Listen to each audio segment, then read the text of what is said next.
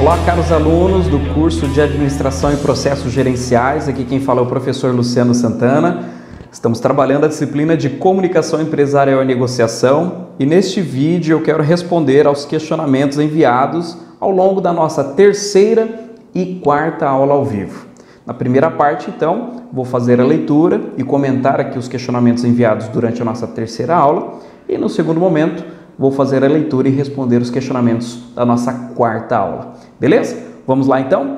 Primeira pergunta enviada por Pedro Henrique Santos, do Polo de Salvador. Ações motivacionais podem ser consideradas como uma comunicação interna? Sim, elas são consideradas como uma forma, uma estratégia de comunicação interna, sem dúvida nenhuma.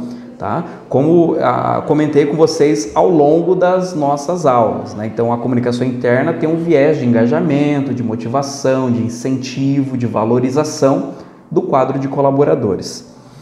A Ana Cristina Eberhard, não vou saber pronunciar aqui, deu nó na língua, viu gente?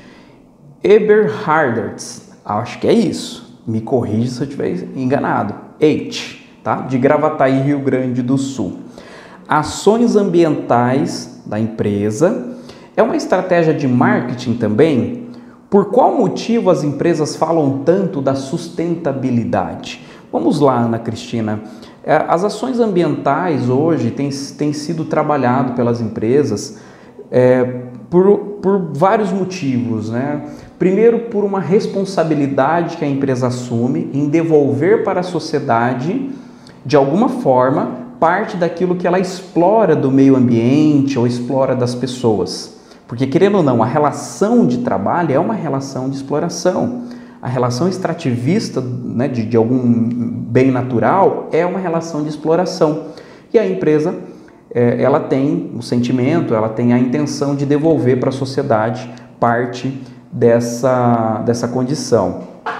E hoje o consumidor, né, também está muito mais consciente, se atentando, empresas que utilizam mão de obra escrava ou não, empresas que têm lá o uso de uma matéria-prima que tem procedência ou não. Então o consumidor está muito mais consciente, né, dessa questão ambiental, dessa questão social e assim por diante. E as empresas, claro, têm se utilizado disso, aquelas que trabalham corretamente têm usado isso a seu favor nas suas comunicações e outras utilizam apenas como um marketing, mesmo sem fazer, mas é uma pauta que está sendo cada vez mais falada. Então, essa questão ela é muito importante e as empresas têm sido cobradas para um posicionamento sobre essa condição, né? Depois, a Isadora Santos Oliveira, de Teófilo Otoni, Minas Gerais. A comunicação interna reflete na externa? Sem dúvida nenhuma. Porque se você tem um quadro de colaboradores engajados, motivados, vamos dizer assim, felizes em trabalhar naquela empresa, quando chega um cliente e aquele cliente é bem atendido, aquele cliente é bem tratado, você consegue inclusive vender mais do que o cliente intencionava comprar inicialmente. Esse cliente ele vai sair, ele vai falar, ele vai comentar com outras pessoas, ele vai indicar o seu negócio para outras pessoas, então isso vai refletir numa imagem externa sem dúvida nenhuma. Depois, a Kellen Cecília Miranda da Silva, de Boa Vista.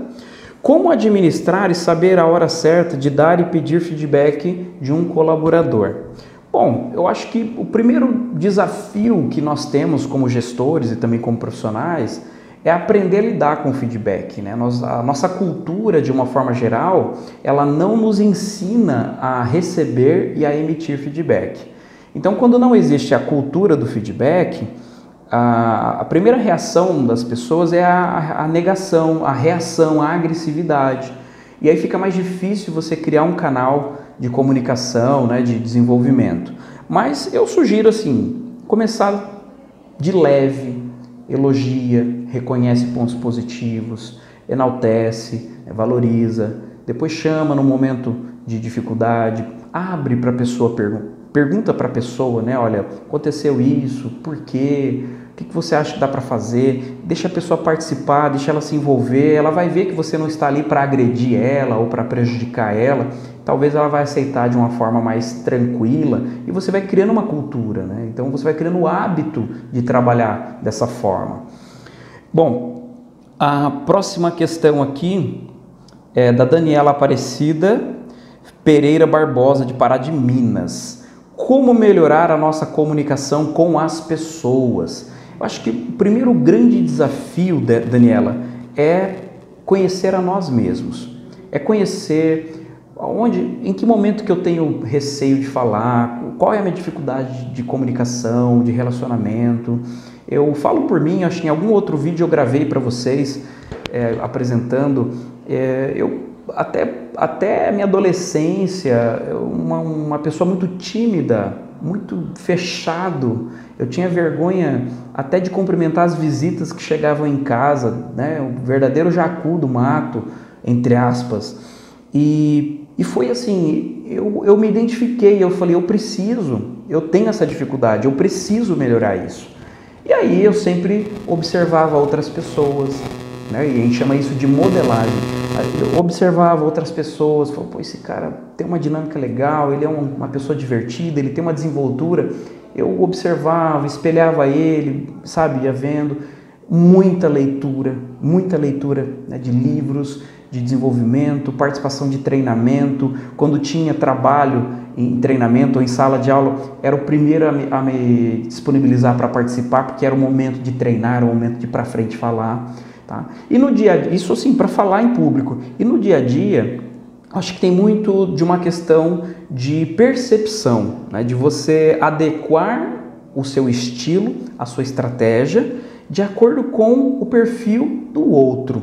Algumas pessoas têm o triste hábito de dizer, eu sou desse jeito, é assim que eu funciono, né? E como se os outros tivessem obrigação de adaptar ao estilo dele, mas ele também, cada um de nós, temos a obrigação de nos adaptarmos aos outros.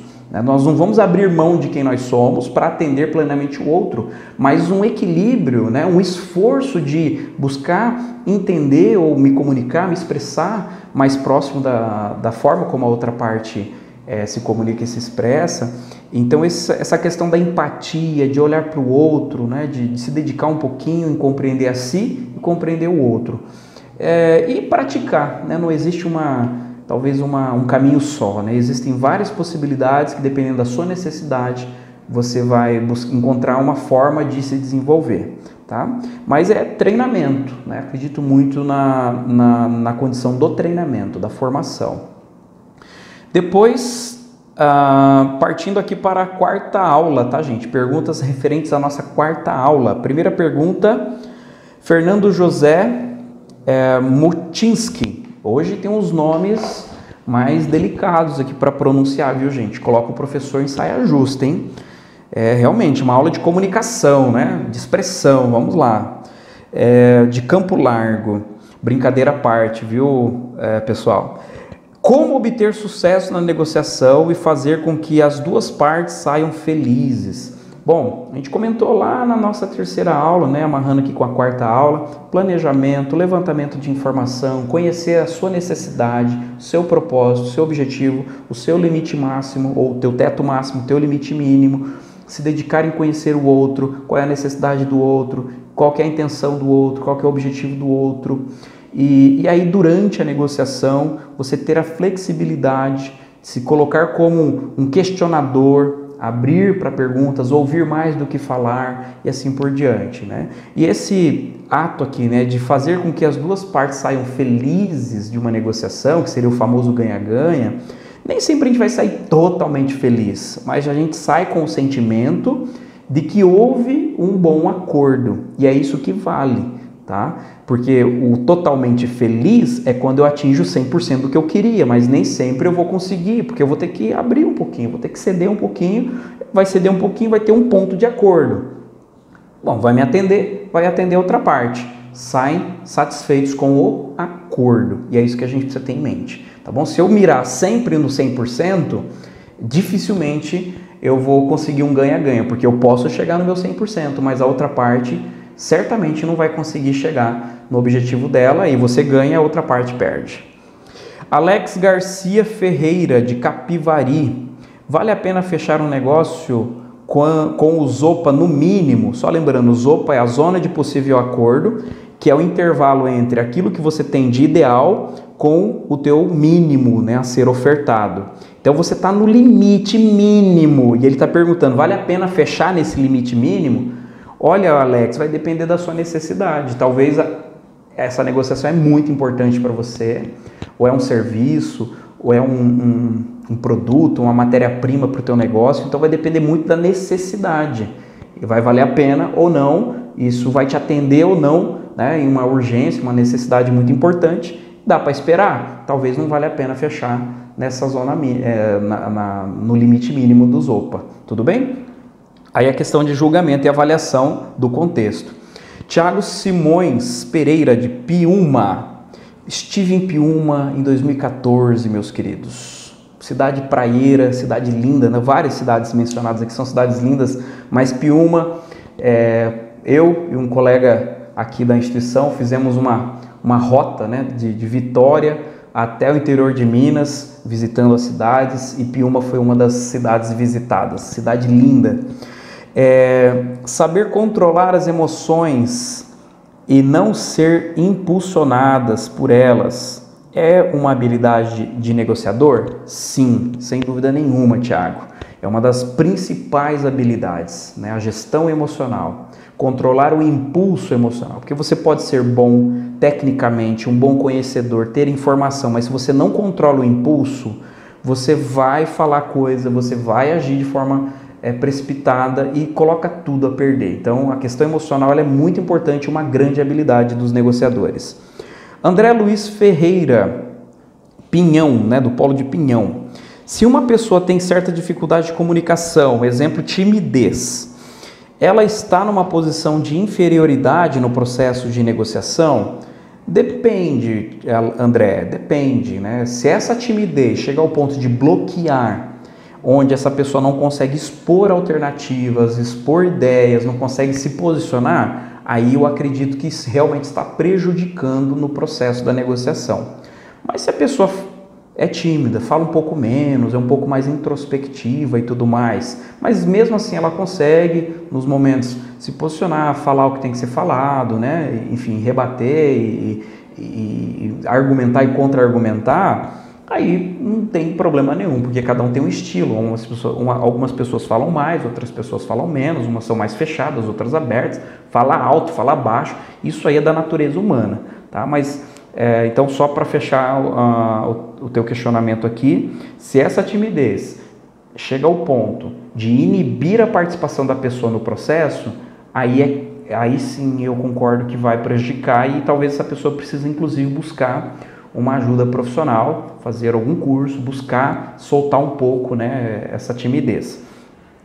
Próximo questionamento, Daiane Stephanie Costa de Oliveira, de Sorriso. Comunicação integrada seria a junção das comunicações? De certa forma, sim, né, porque você está integrando todas as ações ou iniciativas de comunicação partindo de um propósito, partindo de um único objetivo ou estratégia, tá? Então, podemos dizer que, assim, de forma muito rápida e sucinta, que sim, né? Que a comunicação integrada é a junção de todas. E a última pergunta da nossa quarta aula, deixa eu ver se tem mais alguma coisa, só isso mesmo, enviada por Edson Coelho, de São José, Santa Catarina. Como implantar uma comunicação eficaz em uma cultura organizacional cujo padrão é não ter padrão ou método? Então, Edson, eu já trabalhei em empresa assim e eu posso dizer para você que a mudança começa em nós mesmos. Então, se lá na empresa não tem padrão nenhum, comece você a criar um padrão no seu trabalho. E para isso eu recorro a um argumento que eu sempre utilizo quando às vezes vou fazer alguma palestra, até mesmo em aula, eu sempre comento, né? Deixe pegadas de qualidade. O que você tiver que fazer, faça bem feito, né? Se você tiver que fazer um trabalho, faça o melhor trabalho possível. Então comece essa mudança por você. Começa a observar e ver como você pode ter uma iniciativa diferente neste meio. E aí você vai começar a perceber como que a tua atitude, o teu comportamento, a tua mudança, ela começa a impactar sistemicamente naqueles que estão à sua volta. E quem sabe um departamento, uma área, uma empresa como um todo. Então, não podemos ficar esperando o outro. Estou aguardando a empresa. Não, a empresa talvez ela nunca vai, se você não der o start. Porque, pare e pensa comigo, gente. A empresa, ela é o que é em função das pessoas que estão dentro dela. Então, se uma empresa é boa, é porque tem gente boa lá dentro fazendo ela ser boa. Se a empresa não é boa, é porque as pessoas que estão ali também estão fazendo esse resultado não bom. Então, e é interessante, e uma provocação que eu deixo aqui, já que é a última pergunta, às vezes a gente fica reclamando da empresa que a gente trabalha, a gente fala mal, né? É natural do ser humano às vezes questionar, e não olha que eu faço parte, né? Então, se a empresa não é boa, eu ajudo ela a não ser boa. E ao contrário, eu tenho que falar bem da minha empresa, eu tenho que ter satisfação, orgulho, pegada de qualidade por aquilo que eu faço, naquilo que eu faço, porque é eu que fiz, né? E alguém vai ver que eu fiz bem feito, se não for nessa empresa, outra, e é você e o teu nome profissional que está em jogo, e é nessa pegada que eu quero fechar aqui a última pergunta enviada pelo Edson. Então, que você seja a mudança que você quer ver nas outras pessoas ou no setor, enfim, na empresa. Comece por você, comece alterando pequenos hábitos, pequenas ações, agradecendo mais, elogiando mais, se empenhando para fazer uma comunicação diferente, né? Trazendo as pessoas para você. Tenho certeza, gente, em muito pouco tempo as pessoas começam a perceber essa mudança. E aí você passa a ser referência. As outras pessoas começam a modelar você, começam a ter você como exemplo, e isso é muito positivo, né? Principalmente quem trabalha com um grupo de pessoas, quem é líder e assim por diante. Mas já adianto também que não é fácil, né? É um desafio e a gente precisa se monitorar, se observar todos os dias, constantemente.